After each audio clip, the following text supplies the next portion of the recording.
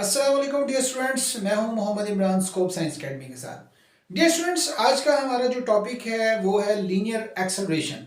Topic की तरफ जाने से पहले आपसे गुजारिश है कि चैनल को सब्सक्राइब कर दें, बेल आइकन को टच करें ताकि आने वाले हमारे तमाम लेक्चर्स आप तक पहुंच सके।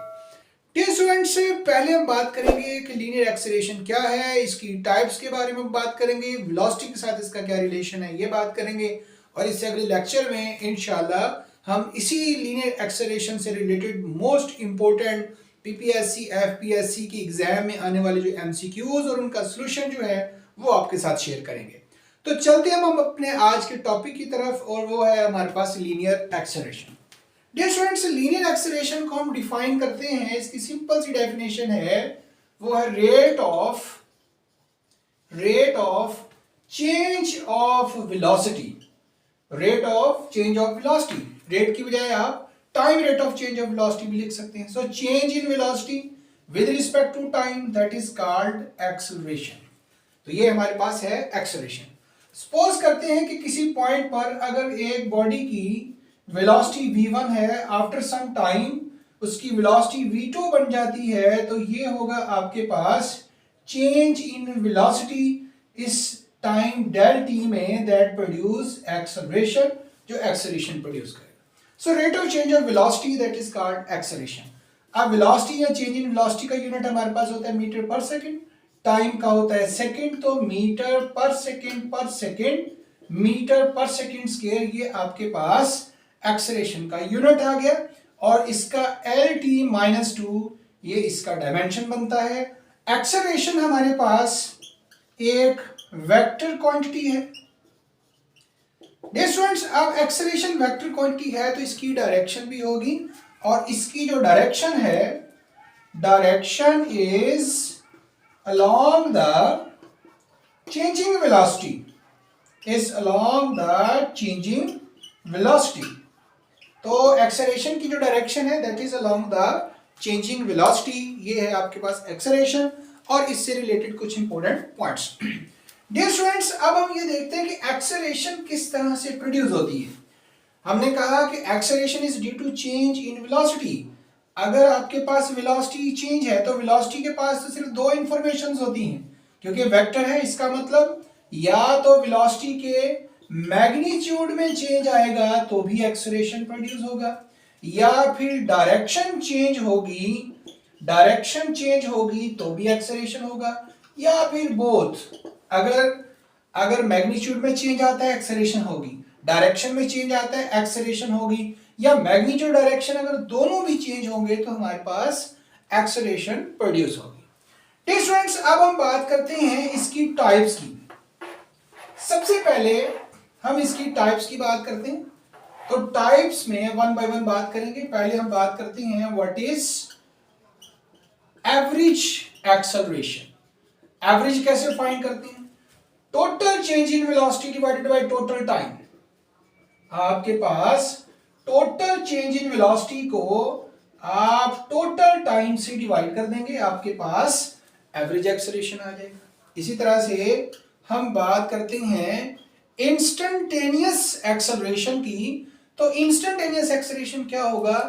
अगर very small change in velocity in very short instant of time such that time approaches to zero, that is called instantaneous acceleration. तो अगर किसी भी बॉडी के अंदर उसकी वेलोसिटी में वेरी स्मॉल चेंज आता है very small instant of time के अंदर, तो जो एक्सेलरेशन प्रोड्यूस होगी वो होगी हमारे पास इंस्टेंटेनियस एक्सेलरेशन। डियर स्टूडेंट, इसी तरह से अब हम बात करते हैं कांस्टेंट एक्सेलरेशन। तो कांस्टेंट एक्सेलरेशन कब होगी? देखें, अगर हम लिखते हैं यहां पर equal change in velocity in equal interval of time, अगर वेलोसिटी में इक्वल इंटरवल ऑफ टाइम में इक्वल चेंज आता है, याद रखें कि चेंज इन वेलोसिटी होगा तो एक्सेलरेशन होगा। सो कांस्टेंट एक्सेलरेशन तब होगा जब equal change in velocity equal interval of time में इक्वल होगी, या आप लिखेंगे कि जब इंस्टेंटेनियस और एवरेज एक्सेलरेशन हमारे पास इक्वल होगी, या फिर आप ये भी लिख सकते हैं कि जब आपके पास इंस्टेंटेनियस एक्सेलरेशन आपके पास कांस्टेंट होगी। सो डियर स्टूडेंट, जब इंस्टेंटेनियस एक्सेलरेशन कांस्टेंट है, इंस्टेंटेनियस और एवरेज एक्सेलरेशन इक्वल है या equal change in velocity in equal interval of time, that is called constant acceleration. इसी तरह से कांस्टेंट के बाद हम बात करते हैं वेरिएबल एक्सेलरेशन की। तो एक्सेलरेशन वेरिएबल कब होगी? जहां आपने लिखा इक्वल चेंज, अब होगा हमारे पास unequal change in velocity in equal interval of time, that is called variable acceleration. तो इसमें आप लिख सकते हैं कि अगर इंस्टेंटेनियस एक्सेलरेशन एवरेज एक्सेलरेशन की इक्वल नहीं है, जब इंस्टेंटेनियस एक्सेलरेशन हमारे पास कांस्टेंट नहीं है, तो जो एक्सेलरेशन प्रोड्यूस होगी वो हमारे पास वेरिएबल एक्सेलरेशन होगी। इसके बाद ये स्टूडेंट्स हमारे पास एक्सेलरेशन की दो और टाइप्स भी हैं, और वो है हमारे पास पॉजिटिव एंड नेगेटिव एक्सेलरेशन। पहले हम बात करते हैं पॉजिटिव एक्सेलरेशन की, कि एक्सेलरेशन पॉजिटिव कब होगी। सिंपल सी बात है, इसकी सिंपल सी डेफिनेशन करते हैं, body moving with increasing velocity. तो जब कोई बॉडी इंक्रीजिंग वेलोसिटी के साथ मूव करेगी, उसकी वेलोसिटी इंक्रीज हो रही होगी, तो उस केस में क्या होगा? एक्सेलरेशन पॉजिटिव होगी। ऐसे केस में एक्सेलरेशन और वेलोसिटी ये दोनों आपस में पैरेलल होते हैं। इसी तरह से डियर स्टूडेंट्स, अब हम बात करते हैं पॉजिटिव के बाद नेगेटिव एक्सेलरेशन की। What is negative acceleration? So यहां आपने इंक्रीजिंग वेलोसिटी लिखा, यहां आप लिखेंगे body moving with decreasing velocity. जब कोई बॉडी डिक्रीजिंग वेलोसिटी के साथ मूव करेगी, तब उसका जो एक्सेलरेशन होगा नेगेटिव होगा, और इस नेगेटिव एक्सेलरेशन को रिटार्डेशन भी कहते हैं, और इस नेगेटिव एक्सेलरेशन को डीसेलरेशन भी बोलते हैं। तो ये आपके पास नेगेटिव एक्सेलरेशन के दो और नाम।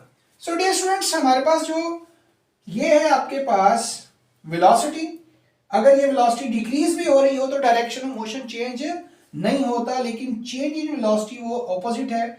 इसका मतलब वेलोसिटी और एक्सेलरेशन इस केस में आपके पास एंटी पैरेलल होंगे। इसके साथ साथ अब डियर स्टूडेंट, ये था लीनियर एक्सेलरेशन और उसकी डिफरेंट टाइप्स। अब हम कुछ इंपॉर्टेंट पॉइंट्स आपके साथ शेयर करते हैं, जिसमें हम आपको बताएंगे कि वेलोसिटी और एक्सेलरेशन का आपस में क्या रिलेशन है। डियर स्टूडेंट्स, अब हम वेलोसिटी और एक्सेलरेशन के मुताबिक इसके कुछ की पॉइंट्स डिस्कस करते हैं, और वो हमारे पास क्या है। Dear students, if velocity is constant और यूनिफॉर्म, अगर वेलोसिटी कांस्टेंट है या यूनिफॉर्म है, इसका मतलब ये हुआ वेलोसिटी में कोई चेंज नहीं आ रहा, वेलोसिटी में चेंज जीरो है। और अगर वेलोसिटी में चेंज जीरो होगा तो एक्सेलरेशन जो कि change in velocity with respect to time है, सो एक्सेलरेशन हमारे पास जीरो हो जाएगा। सो जब वेलोसिटी कांस्टेंट या यूनिफॉर्म होगी तो एक्सेलरेशन हमारे पास जीरो हो जाएगा। If velocity uniformly change with time, अब जो चेंज है वो यूनिफॉर्म है। अगर यूनिफॉर्म है तो इसका मतलब ये हुआ कि एक्सेलरेशन हमारे पास कांस्टेंट होगी, एक्सेलरेशन हमारे पास यूनिफॉर्म होगी। इसके बाद हम आते हैं, ये आगे मैंने दो इसके यूनिफॉर्मली चेंज में uniformly increase, uniformly decrease. Dear student, अगर तो यूनिफॉर्मली वेलोसिटी इंक्रीज हो रही है तो एक्सेलरेशन हमारे पास पॉजिटिव होगा, अगर यूनिफॉर्मली डिक्रीज हो रहा है तो एक्सेलरेशन हमारे पास नेगेटिव होगा। इसके बाद हम आते हैं non uniform change with time.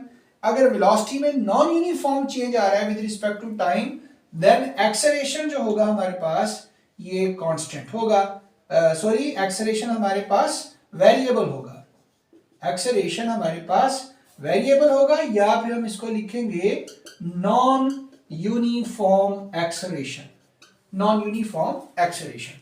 तो ये हमारे पास वेलोसिटी के हिसाब से कुछ की पॉइंट्स हैं। अब हम चेंज इन वेलोसिटी के हिसाब से बात करते हैं, चेंज इन वेलोसिटी और एक्सेलरेशन में क्या रिलेशन है। डियर स्टूडेंट, हमने पहले बात की है वेलोसिटी और एक्सेलरेशन, वेलोसिटी में चेंज और एक्सेलरेशन।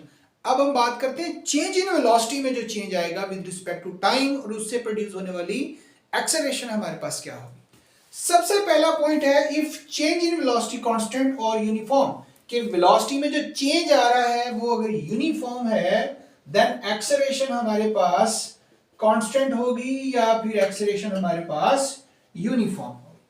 इसी तरह से if del v change in velocity uniformly change with time then acceleration क्या होगा, एक्सेलरेशन भी यूनिफॉर्मली चेंज होगी। एक्सेलरेशन चेंज इन वेलोसिटी की वजह से है, अगर change in velocity uniformly change हो रहा है एक्सेलरेशन भी यूनिफॉर्मली चेंज होगा। फॉर एग्जांपल कि if change in velocity uniformly increase तो फिर क्या होगा, एक्सेलरेशन यूनिफॉर्मली इंक्रीज, तो एक्सेलरेशन क्या होगा, यूनिफॉर्मली इंक्रीज होगी। अगर change in velocity uniformly decrease होगी विद रिस्पेक्ट टू टाइम तो एक्सेलरेशन भी हमारे पास यूनिफॉर्मली डिक्रीज होगी, एक्सेलरेशन यूनिफॉर्मली डिक्रीज होगी। इसी तरह से अगर आपके पास change in velocity non uniform है या चेंज इन वेलोसिटी में नॉन यूनिफॉर्म चेंज आ रहा है with respect to time then आपके पास एक्सेलरेशन जो है ये वेरिएबल होगी या फिर आपके पास नॉन यूनिफॉर्म होगी। सो डियर स्टूडेंट ये है हमारे पास change in velocity was acceleration. अब हम इंशाल्लाह आज का हमारा जो लेक्चर था वो एक्सेलरेशन ही था। इसके बाद नेक्स्ट लेक्चर के अंदर हम इसी एक्सेलरेशन से रिलेटेड जो पब्लिक सर्विस कमीशन और फेडरल पब्लिक सर्विस कमीशन में जो एमसीक्यूज आ चुके हैं इंशाल्लाह हम वो आपके साथ डिस्कस करेंगे। चैनल को सब्सक्राइब करना बिल्कुल ना भूलिएगा। बहुत शुक्रिया, अल्लाह हाफिज।